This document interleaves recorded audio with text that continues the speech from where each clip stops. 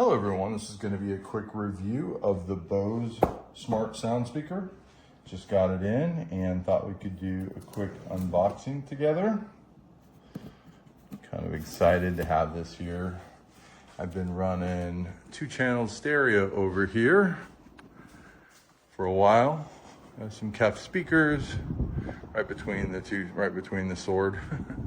But that's basically where the speaker is going to go as a center channel. And let's take a look at what we got.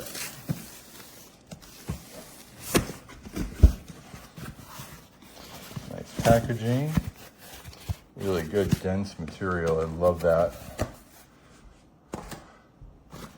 And really high-end packaging. I work with shipping, and that's really important to me. All right, let's see what else is in here first, actually. All right, we got some cords. And what else? Oh, we got a remote in here. Probably should take this out just to make sure. And nothing else in there. Nothing else in there. So let's get the box out of the way. But you get a nice remote here. And you get your power plug. Looks like you get an optical cable and an HDMI. Perfect. Pretty much everything you need. Might need a bigger one, don't think so. It's not too much of a distance up from there to behind the TV, so I probably won't actually, which is really kind of ideal, if I'm being honest. Let's make sure there's nothing else in here. No. I'm always worried I'm going to throw something away. I don't know why. And there's nothing underneath. All right.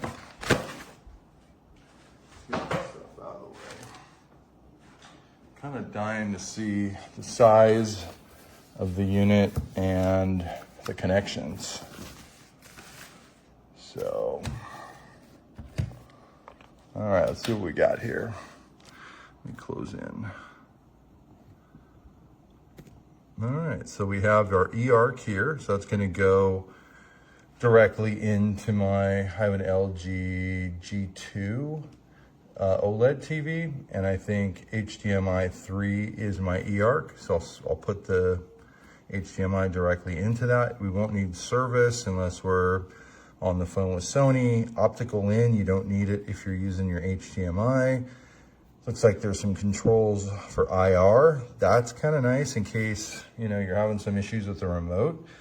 There are some extensions where you can plug in an aftermarket or a Sony IR into that, so you can get, you can control the sound bar. But in all honesty, if you're running the eARC, you're not going to need it, because as you can use your regular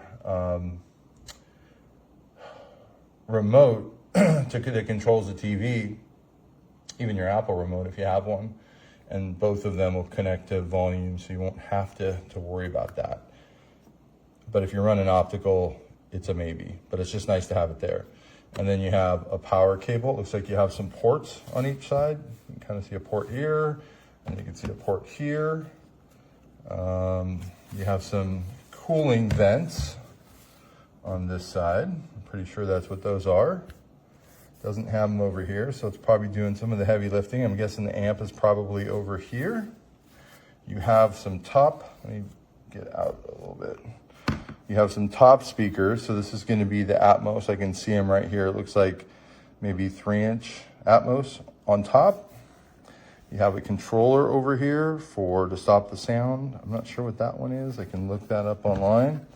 But you have some speakers obviously all along the front and possibly the side.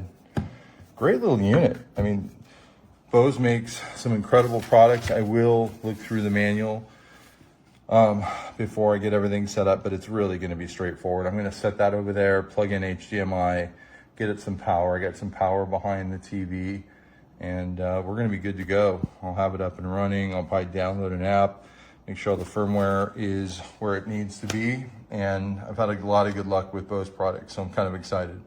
All right, hope that helps. Wish 107.5. Paglalambing at kulit